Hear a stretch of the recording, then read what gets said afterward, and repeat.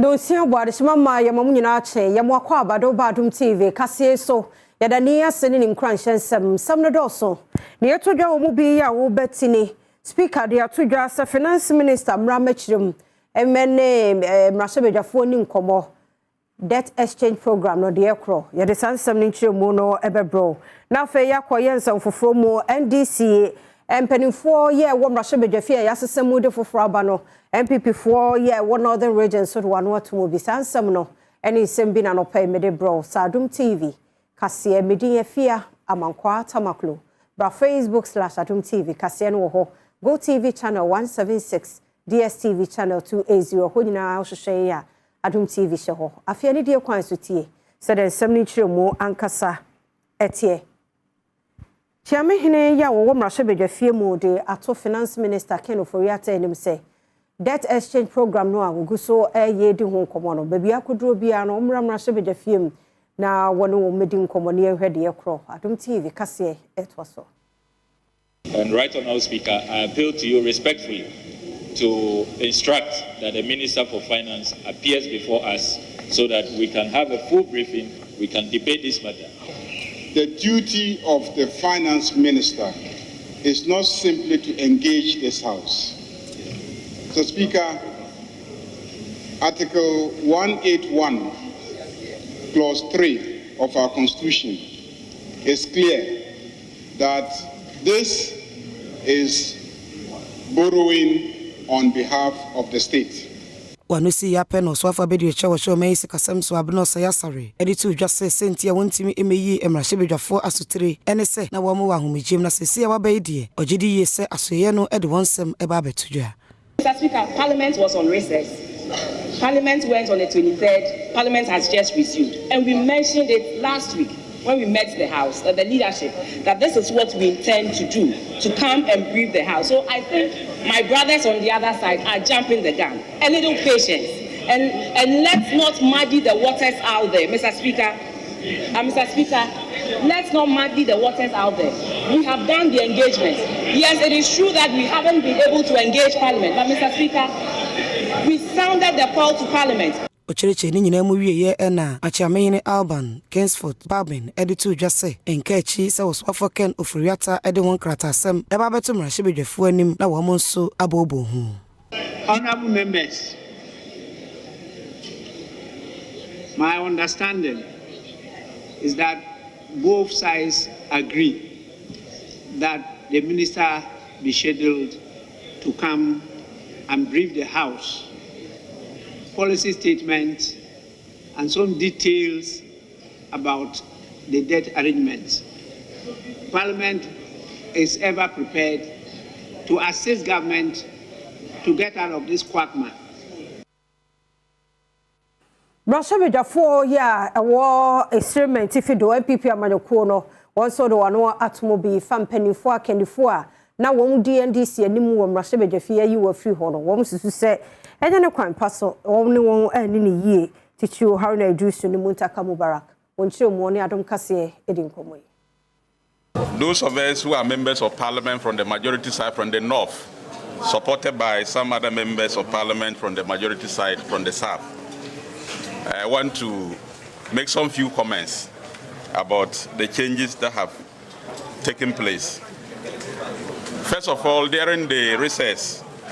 we got news of some changes that have been effected in the leadership of the minority. As it were, we felt that it was just the normal rumor because we didn't expect such changes, particularly that it was not a fair in terms of representation from the north. Emashebejani assigned to us to say,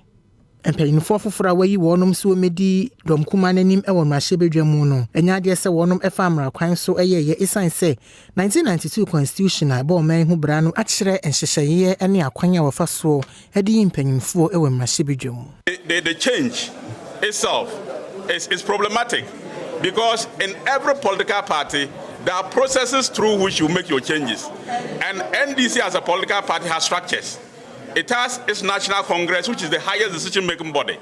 It has National Executive Committee, second highest decision-making body. It has functional executive committee. And as you heard, all the NDC members of parliament have said that none of these bodies was part of that decision-making. So who made that decision? Who made that decision? It wasn't the National Congress. It wasn't the National Executive Committee. It wasn't the Functional Executive Committee. So somebody or some few people undemocratically decided to remove Haruna because he's a Northerner, decided to remove Mutaka because he's a Zongo man, and that is not good for our democracy because we have to be fair and we have to ensure justice in the practice of our democracy. Oraban Kingsford Bagman so enyankrata free mampani ho ewa sakraya waye ewa na soafo no mu ene ura KT Hammond hwe ni mo so akwa trade and industry so na brand champion so akwa agri kasamo aboten ebekwa akwa chieftaincy and religious affairs emunchire mu Adom TV edeba Ghana mampanyin na Nadanko Akufo-Addo ayen sakraye ewo emrahye emu wo mayi mrahye ena achiamehene Alban Kingsford Bagben editu dwase wenyankrata ede free mampanyin asoye na de won krata nim ene se owura KT Hammond sesei ono ena ekoye osoafo wo behwe edwadie ene fididwuma so afei Brian Champon enso ene behwe asoye hye omanyi kuaye ene enuane eso asamu aboaten enso ene beye osoafo wo behwe ahensem ene yasom ahodo asoye no eso sanso ena Mohammed Amin Adam odeno aye Minister of State ewo Ministry of Finance obi Mwanso waye the Minister of State, Local Government and Decentralization. Na aswafo abedi echebia obo wondi enso Herbert Krampa ya sese wono ene ekoye aswafo abedi echa wo hye enyinama wonden so ena Dr. Stephen Amwa enso aswafo abedi echa wo behye edwadie ene mfididwuma so. Achamehine Edison Semi nyina tu dwawie ye no odi tu dwase wono abobo wonden ewo se wo ba appointment committee wo mrahye bedwafie enim se be ya obetimi atoto wano. Convener Eda Pensioners Bond Holders Forum Dr. Du Anane entry was say kosi se finance minister wona na tena ye mpanimfo mbetie wo masem ne de ade achi bia wo mote ho no kosi se ebeyi won ede wa free debt exchange program no mu on Adom TV edin komwe ba ibele ha enenso ebele ha ade achi so eba bele ha tambia ese ebele ha bia ebele empire ye gba nse Yankopon be me ahon ri ade be ba bele ha ayesa de ade bia agiso ma yi efrim de bia ye beba ekoyi echemu se abai empese obeyi wo mu efrim na emom okere se wo boa wo mu a nokure bia enim esanse enkrata abai edema wo mu no se wo hwemu a enhyehye wo mu no enya de beboa wo mu a akwa ahomegye mu Philip Kosibu aben retired banker esanso mrenim ni enkyeremu sei ene wode etudwa se ho se obetimi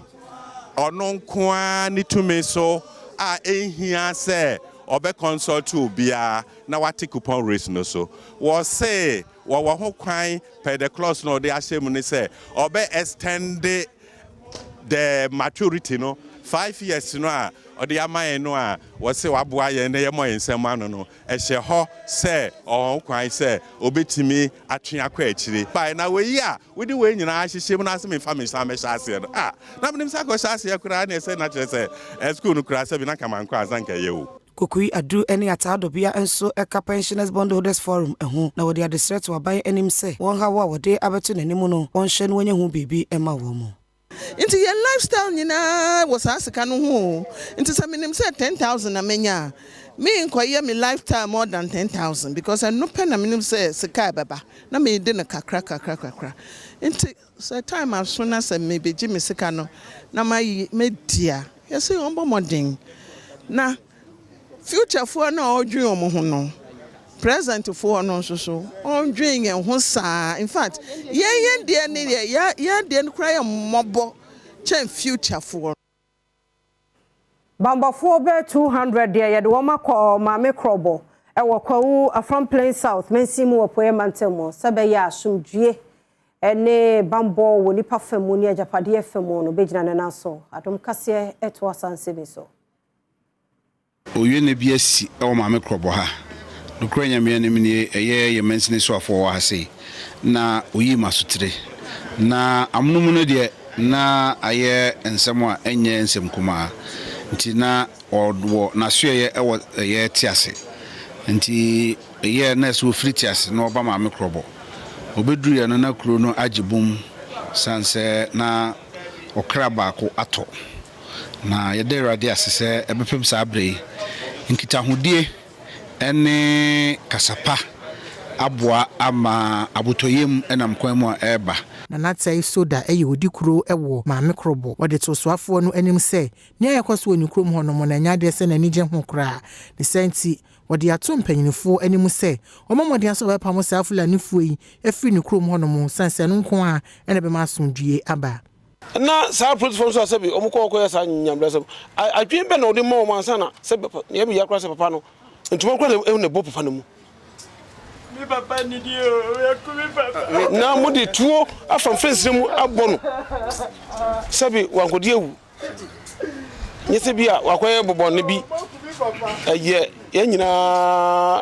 am fa se ye nyina ho ayina asa ye nyina o mani nyina asem na papa la kofa ne wu ya mumum de but ye besre abusua no so bia nka na koma to ne yam na ye hwe ne ampani ebe ya fa ho. A school for 47 were Adom Anglican Senior High School. Danano da or dining hall you grow almost so we actually emu 28. You don't choir Sabia Timia Shaw Amaya you Kofi Adom TV. It was so.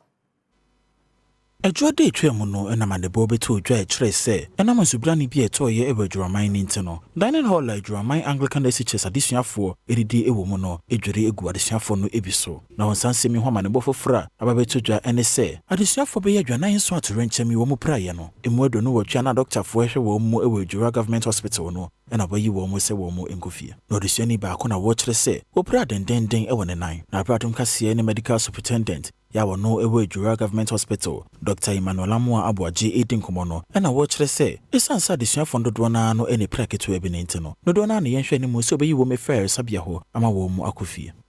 47 cases yesterday, for which there were various degrees of injuries. As of yesterday, there were 5 who were severely injured. Most of the cases, aside these 5, were minor, ranging from issues of bruises to musculoskeletal pain to rib pains and also back pains. So we've stabilized all of them. They've been on analgesia and other medications to help allay their pain. So we've been able to discharge 28 of them. Wapao Sustainable Oceans Project ho entoma botaye ni nyina ne se Ghana yensuwa no emu dwumadie bejira ne na so ne nya so mfaso Adom TV ko sanhiem de na se etwaso biso na o